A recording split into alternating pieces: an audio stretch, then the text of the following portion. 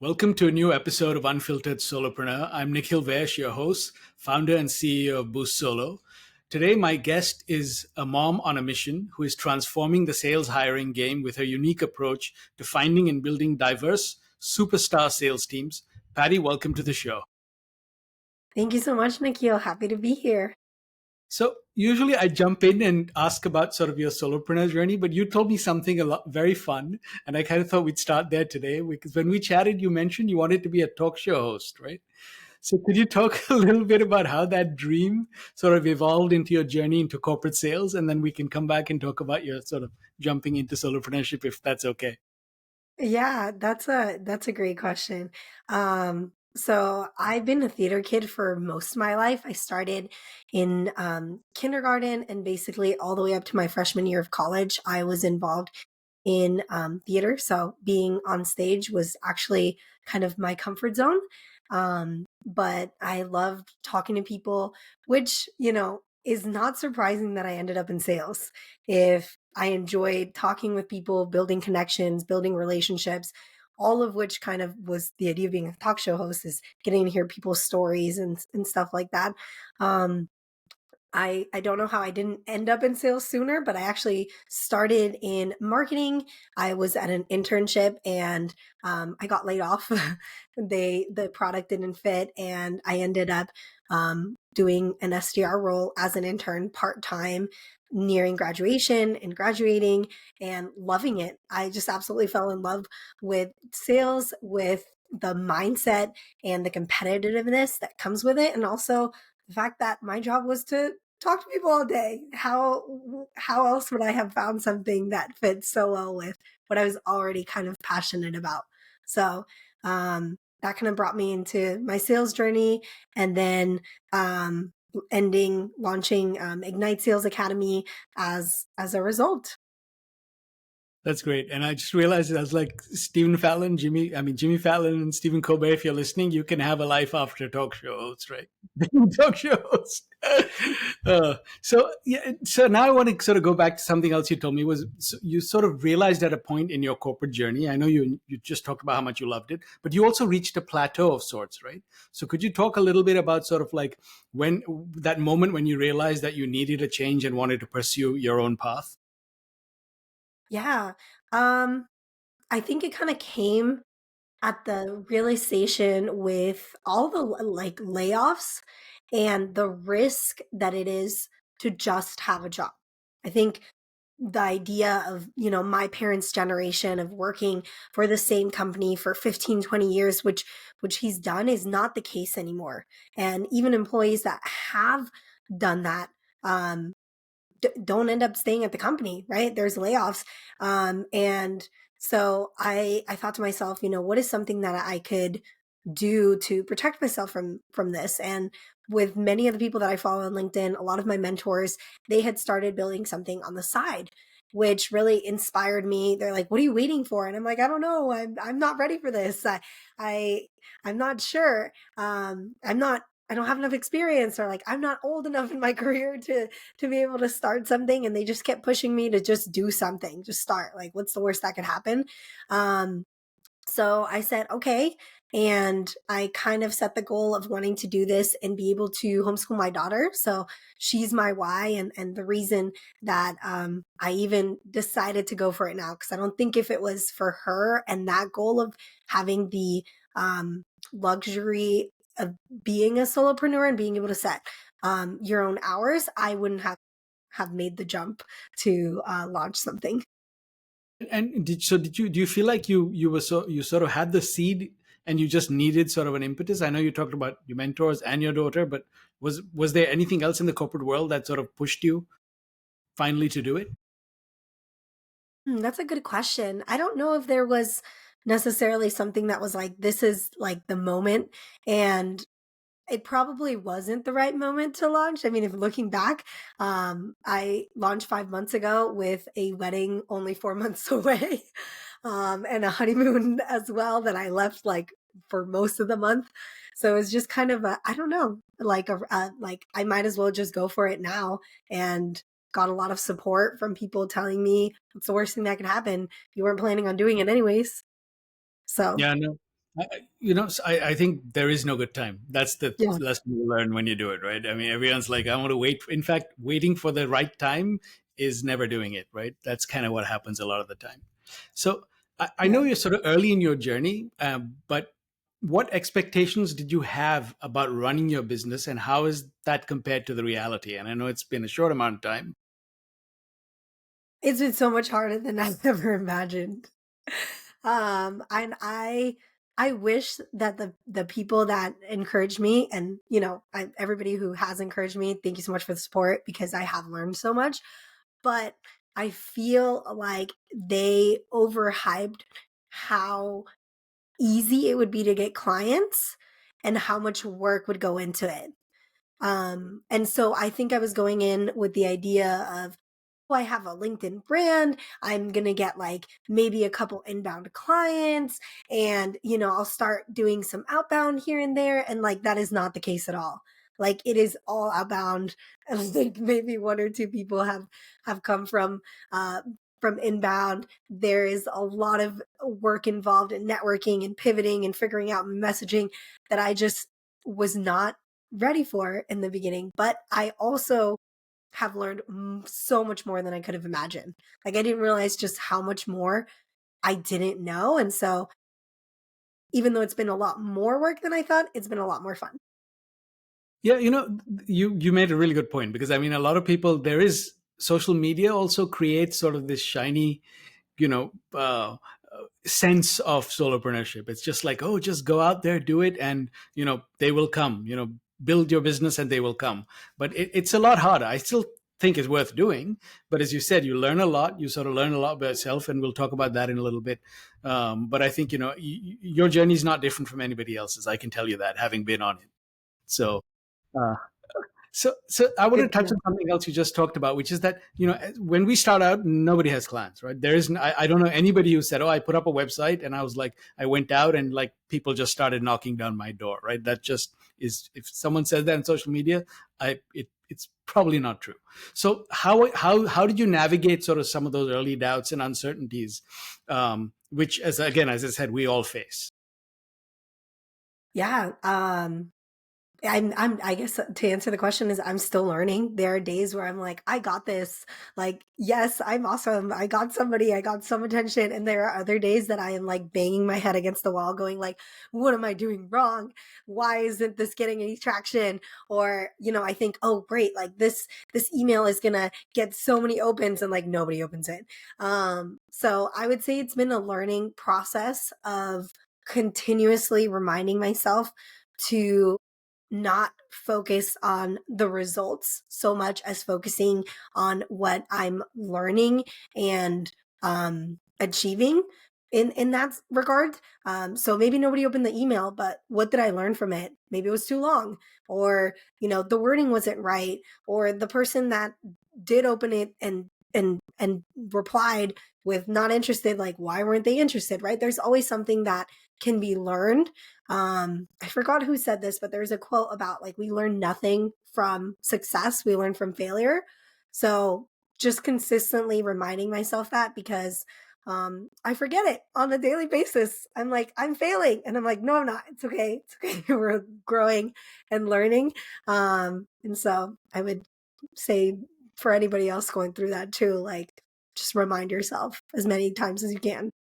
Yeah, and I'm curious. You have a wonderful why? Do you go back and think about your why when you on those days? For sure. Yeah, I think it's a good why, and also I guess it's good in that it pushes me, but it also sometimes scares me a little bit. Where I'm like, okay, if I don't get these people and I can't build this, then like what's going to happen with my daughter and what are we going to do? Which I have to then step back and realize like it is not this catastrophic thing. Um it's a great goal that I want to homeschool my daughter, but it won't be the end of the world if, that isn't the plan that, you know, maybe God has for me in building this business and doing that. So it is definitely a motivator, and but also I guess in a way sometimes an obstacle that it doesn't have to be that big a deal. Yeah, and something someone told me once that stayed with me is the business you launch will not be the business you have 6 months from now, 1 year from now, and a year and a half from now, right? And that's exactly what. So what you're doing is it's all about the learning that will get you there. Because until you do it, you can't really figure out what you're doing or not doing that, and figure out how to make it better. So that's part of the journey, I think. So I want to talk a little bit about your brand, right? So sales recruitment is a pretty competitive field. So how have you thought about and approach building your brand to ensure that Ignite Sales Academy stands out? And also, can you talk about it? Were there any sort of initial branding missteps that taught you anything? You've learned a fair amount of lessons you've talked about. So curious if there were any on the branding front. Yeah, well, you mentioned that the business you had 6 months ago won't be the business you have now, which I think is right, like fits perfectly with what happened with my business. So it's called Ignite Sales Academy because I wanted to start an academy and do sales training and development.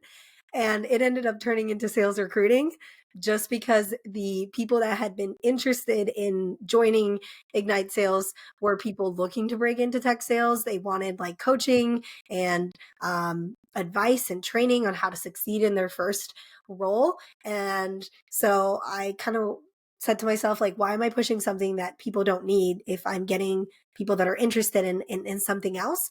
So I guess that was the first kind of branding shift, is pivoting away from training and then focusing on, hey, I'm going to help you break into tech sales.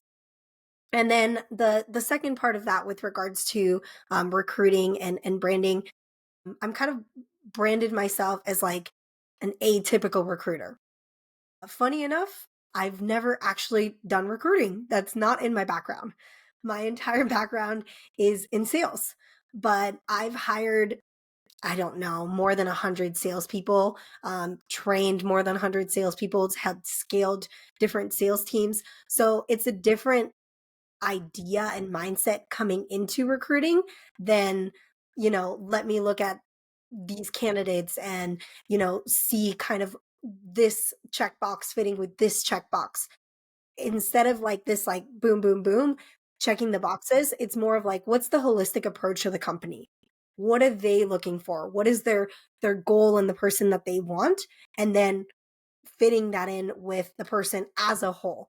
Maybe they don't have the 5 years of experience and they didn't come from Salesforce, or they didn't close $1 million deal last year, but what have they done that proves that they could close $1 million deal? And so that's kind of the difference of the approach that I'm taking. And I would say all of my branding kind of follows that, of like, this isn't your average recruiter recruiting for salespeople.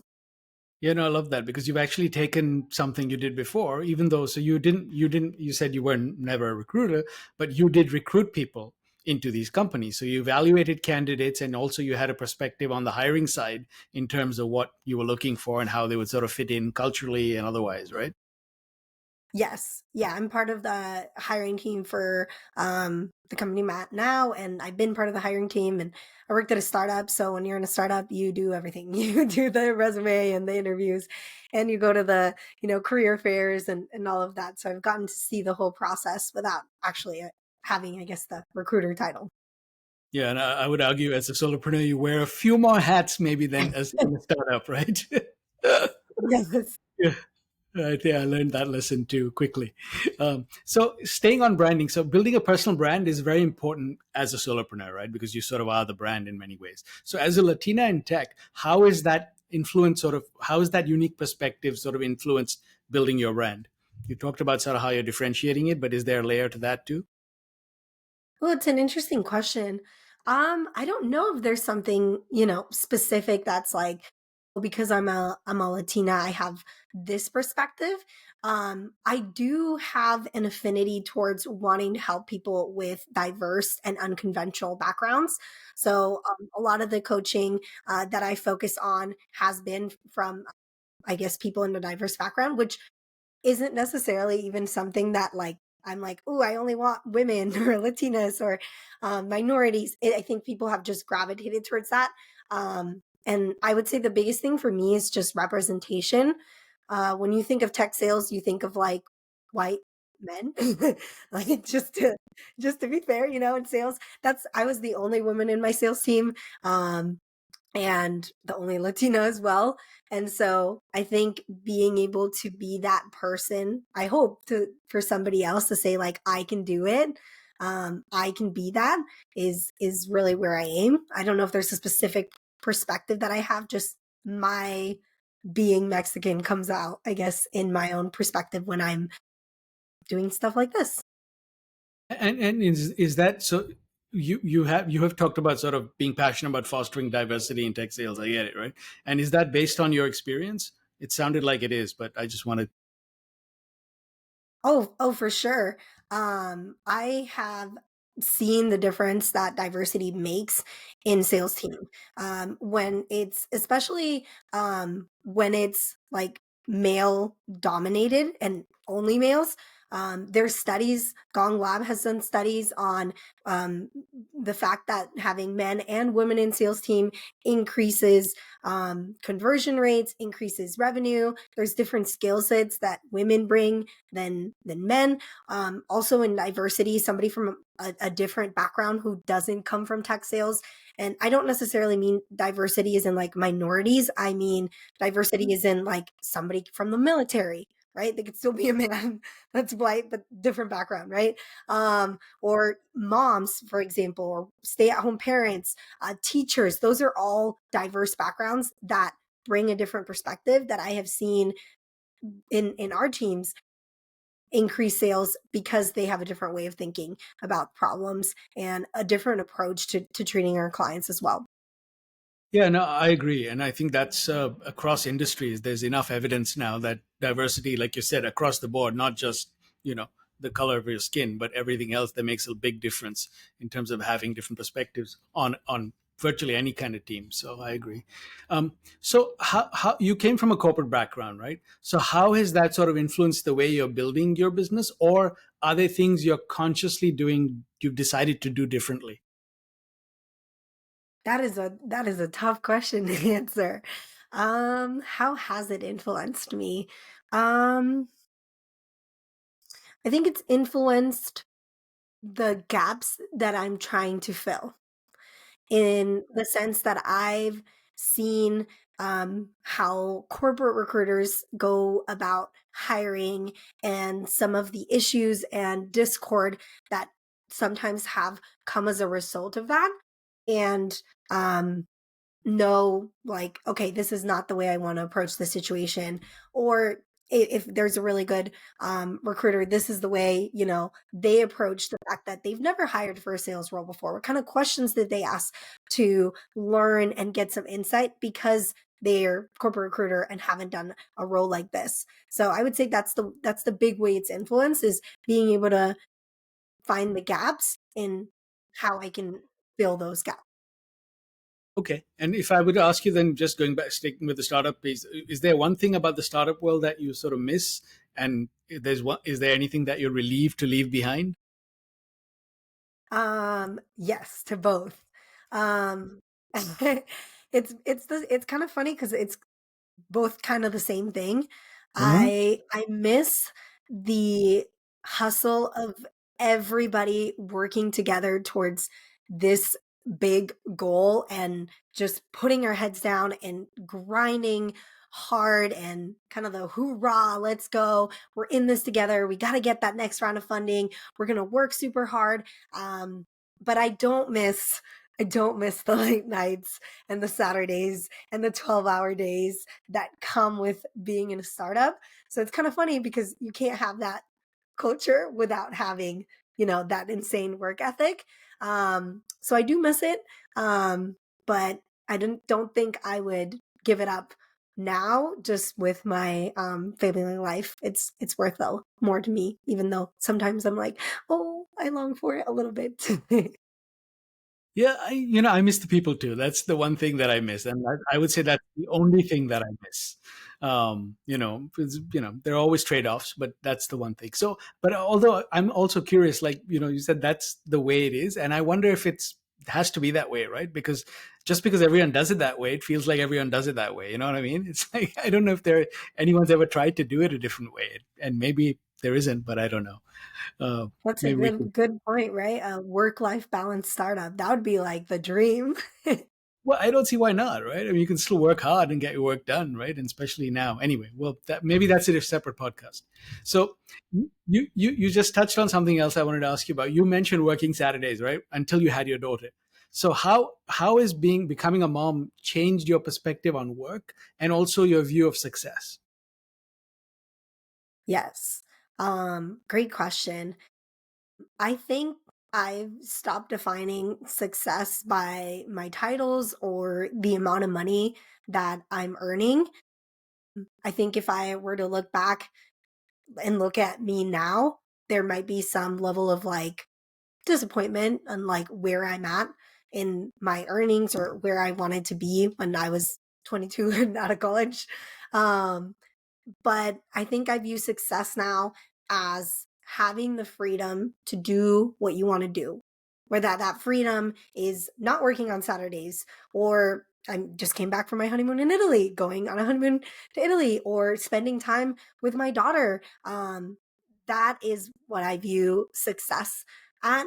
And so she really kind of shifted that whole idea on its head of the definition of climbing the corporate ladder and all of that. Um, I don't care for that anymore. I wish I had learned that lesson 10 years earlier. So I'm really happy you did. It takes people a long time sometimes. Although generationally, I think, as you said, every generation has sort of been chipping away at that now, right? So, because I feel like, Gen Z is like ready to be their own boss straight out of the womb these days. So, okay. So let me ask you then, what's been the most surprising thing you've learned about yourself in these early months of entrepreneurship? I know you've sort of touched on some of the hardships and stuff, but is there anything that you could sort of pinpoint? I don't know if it's a good thing or a bad thing that I've learned about myself, but I think it's good to have the self awareness. I realize that I don't have as thick skin as I thought I had. And I've done door to door sales. I've done cold calling. I've gotten cussed at and sweared at and yelled at and told a million things. And so if you'd asked me 6 months ago, like I'd be like, whatever, I'm not bothered by rejection. I don't care. Nothing can hurt me. And I think it just hits a little different when you are the product. Yeah. And when I was selling for a company, I guess I was hiding behind the like, okay, well, you don't want this product, whatever. Like, my company is the best. Our product is awesome. And I wasn't fazed by whoever yelled at me. I think now, because in a way I am the product, those rejections just hurt a little bit more. Um, and so I've learned that I don't have as thick skin as I thought. I guess I am in fact human and vulnerable.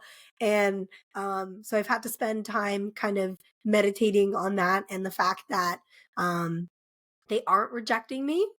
They are, you know, not going through an opportunity for whatever reason they have, which is kind of funny because I talk all the time with the sales reps that I train about having a steady mindset. And so I'm really practicing that now to a degree I didn't know I needed to practice. Yeah, no, it is. You're right, because we're sort of standing out there. Like I always say, you are the brand. When people say, they want to go out and build a brand, I'm like, well, you can't build a brand because your brand was built the day you were born. So all you're doing is basically showing yourself to the world now, right? And so, yeah, no, I agree. But again, we're all on the same path. So, um, uh, and don't take it personally. I will reiterate that it is not personal. I've had to learn that lesson too many times over. So you describe yourself as a mom on a mission. We sort of brought that up in the intro too. So how do you navigate how have you been navigating the challenges of balancing motherhood with the demands of starting and building your own business? Great question. Being a mom comes first, always, 100% of the time, which has made building a little bit harder because I want to be present and there for my daughter. Logistically, it involves a lot of late nights after she's gone to sleep. Um, it involves getting things done with her playing, watching TV. I have a big whiteboard that was supposed to be for my business that has just now become her whiteboard. So she'll color and do stuff. And I think it's just the biggest thing is just prioritization. I don't have time for BS menial work, what's the most important thing that is going to drive the biggest impact, and how fast can I get it done? And I have to be extremely conscious of my time as a result of that. So I've grown to be a lot more efficient. But I also will say my business has probably not grown as fast as it could because I am prioritizing her. And so that is kind of like the opportunity cost and the sacrifice. I would say though, I'm never going to get those years back. So she will always be my priority. And if, I don't build in time to homeschool, then I will spend a lot more time as she grows older focused and dedicated to launching and building as well. Yeah, no, I have to tell you, my hat's off to you, Patty. I think you've learned more lessons in the first 5 or 6 months of your solopreneur journey than most people do in 2 or 3 years. So kudos to you. And I think you have your priorities right, if I might say so. Thank you. So what advice would you give to other solopreneur moms who are starting out? What would you tell them? Um, I guess the biggest thing is, which I have to tell myself, like this is all coming from things I need to tell myself, is don't feel guilty for the work that you are not doing.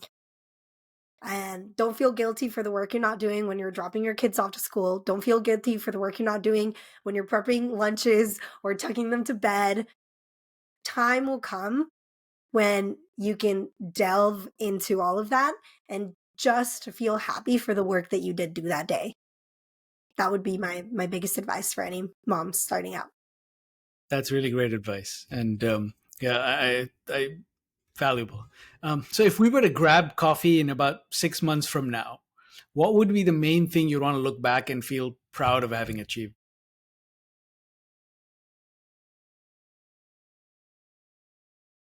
I think in general, or like related to the business, I I mean, guess. with your business, yeah, with Ignite. I think because my daughter would hopefully be starting school and stuff.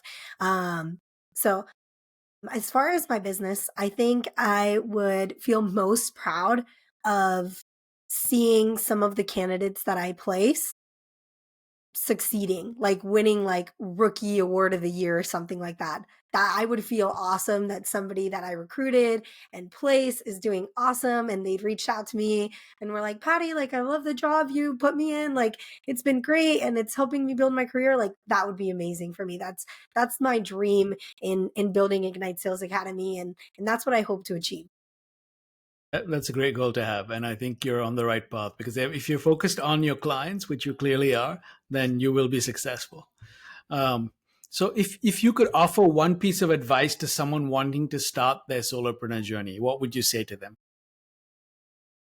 Just start. That's my one piece of advice. It's going to be harder than you ever imagine. Like I mentioned, you're going to have no idea where to begin or what to do, and it's going to be a continuous journey of kind of dealing with the hydra of cutting one head and then five more pop up. But you'll have a lot of fun. So if you're afraid, just start. You got nothing to lose and everything to gain. True. And you won't wake up with any regrets, right? Which is a good way to be.